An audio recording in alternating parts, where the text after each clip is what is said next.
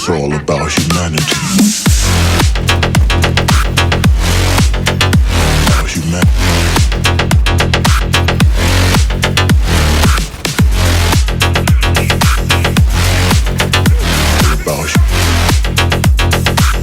It's all about humanity. About humanity.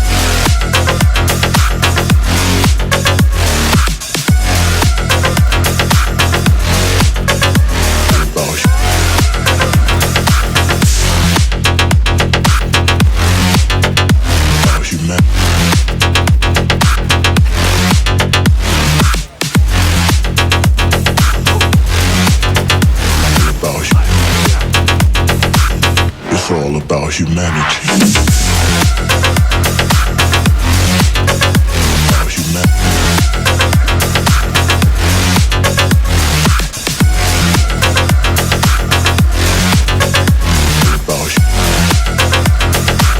It's all about humanity. Yo, what's up guys? In today's video, we're going over the machine gun Flakker build. Dreazzy put this build together and I actually think Zane is the best with the Flakker right now for a couple reasons and some cool tricks in our skill trees. So that's what we're getting into today.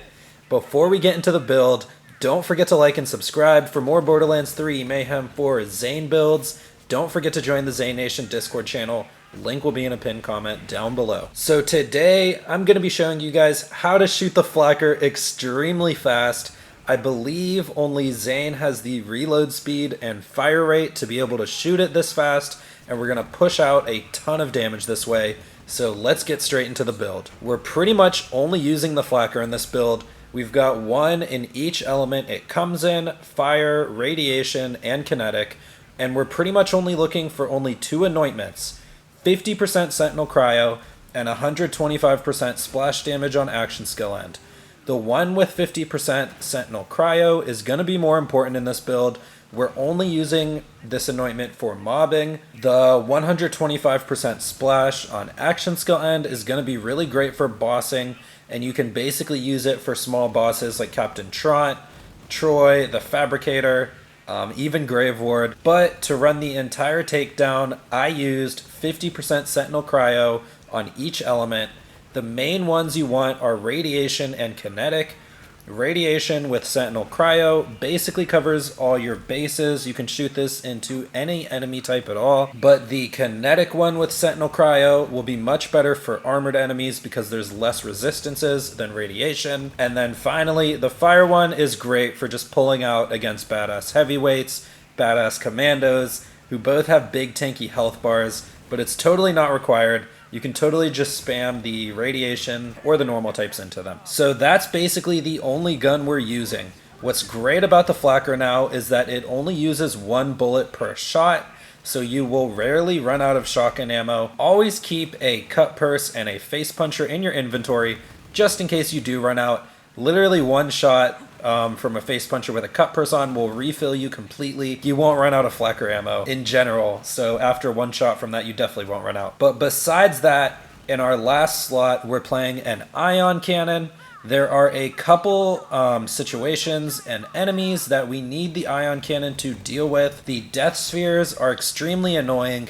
You can actually use the Flakker to kill death spheres if they stay still for a while. It actually takes about maybe 4 shots between the radiation and the normal ones, but they fly around continuously. There's a bunch of them. They're super annoying. So the ion cannon is just, you know, it's the ion cannon. It's nice for finishing it quickly. Besides that, Wotan's top half is impossible to Flakker because he's literally flying super high off the ground. And then finally, when Wotan hops on top of the pillars, you literally can't reach him up there. So besides those couple moments, you can Flakker the rest of the raid. Now, if you don't have a corrosive ion cannon, I think a corrosive dictator will be the next best gun in this slot. Besides that, maybe a corrosive cutsman. So next, I want to talk about these shields we're using. There's a lot of options you can go with, but I'm using 2 different shields in this build. For bossing, we're using the 0.M. It's basically just an amp shield. It's always going to be great for bossing in general, so I just wanted to mention it quickly. But the primary shield I was using was actually the double down shield. It has a large capacity, it doubles your fight for your lifetime, it gives you damage in your fight for your lifetime, it gives you extreme survivability, and it's great just in case you blow yourself up. I don't know how many of you have actually messed with this shield, and it's a one-time quest reward from the DLC, but you guys should definitely try it out. It's definitely did its job. Every time I went into fight for your life, I had such a long time to get back up, and sometimes it can be a little bit hard with the Flakker based on where your enemies are. But that's another great reason to have the ion cannon. It's a great fight for your life gun. So on to the artifact. We're using a snowdrift splatter gun. The snowdrift, you guys should all know this by now, is going to give us a ton of slide speed for getting off some insanely powerful Flakker shots. And then the splatter gun is going to add a bunch of damage as well. It's probably the perfect artifact for this build, and there's probably not a better one out there. For the grenade, it actually doesn't matter at all. You should probably find anointments for action, like elements on action skill and for bossing. And then for mobbing, we're looking for the 25% weapon damage on throw. And finally, for the class mod, we are actually using 2 in this build. Generally, you're going to be using See Undead. It's the best class mod, nothing much to say about it. But when it comes to bossing, Violent Momentum is Zane's best skill, and I think you should actually wear either an antifreeze or an infiltrator with as many points in Violent Momentum as possible. Since we're using a snowdrift in general, it's going to add a ton more damage, especially if you have a class mod with 5 extra points into Violent Momentum. Now, I do want to say all of the bossing clips in this video, I was wearing a See Undead the whole time, but after I filmed, and while I'm recording my audio right now, I was actually thinking about this, and I do think the antifreeze with tons of points in Violent Momentum is the best for bossing in general, to be able to one-shot bosses, to be able to kill them super quickly.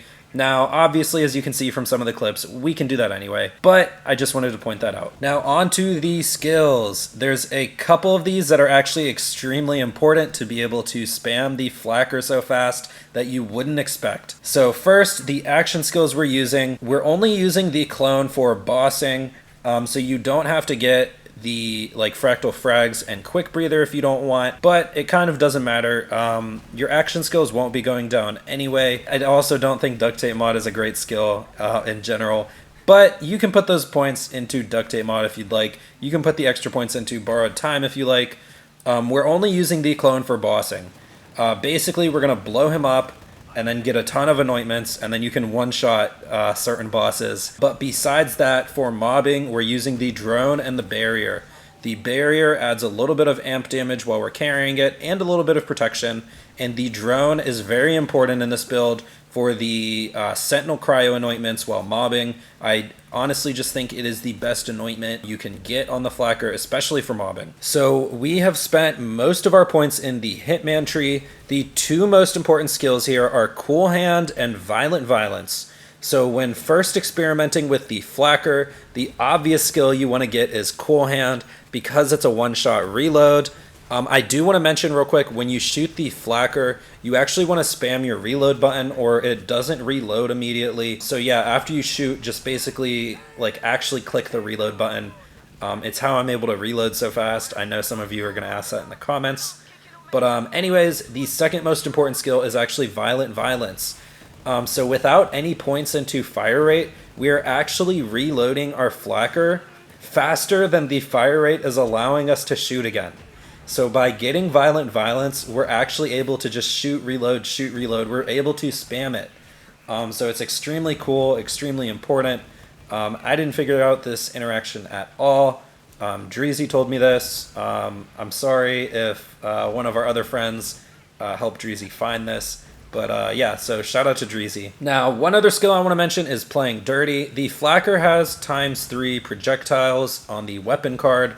So playing dirty is not a bad skill. It literally just adds damage. I think it's a good skill to pick. And then the last one I want to bring up is See in Red. Even though we're usually using the new class mod, this skill is not completely useless. It's not only great in kicking off those boss fights, especially how I mentioned maybe you should be wearing an antifreeze or an infiltrator, but it also just gives you a head start for mobbing as well. This skill is almost useless because of See Undead, but you know, we do have to admit it does give you that nice head start. So after that, we've spent the rest of the points into the clone tree.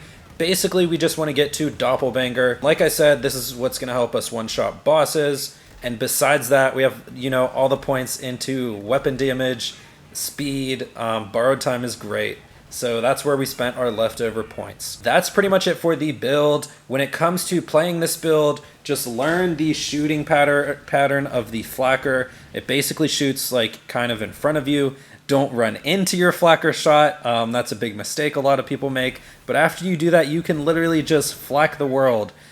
Just remember to spam reload in between shots, because this gun does not reload fast automatically. You have to actually be clicking your reload button in between shots. Now, you don't need to slide and shoot while mobbing. You can literally just spam this so hard and so fast, you'll wipe everyone out. But keep in mind, you can slide and shoot while mobbing.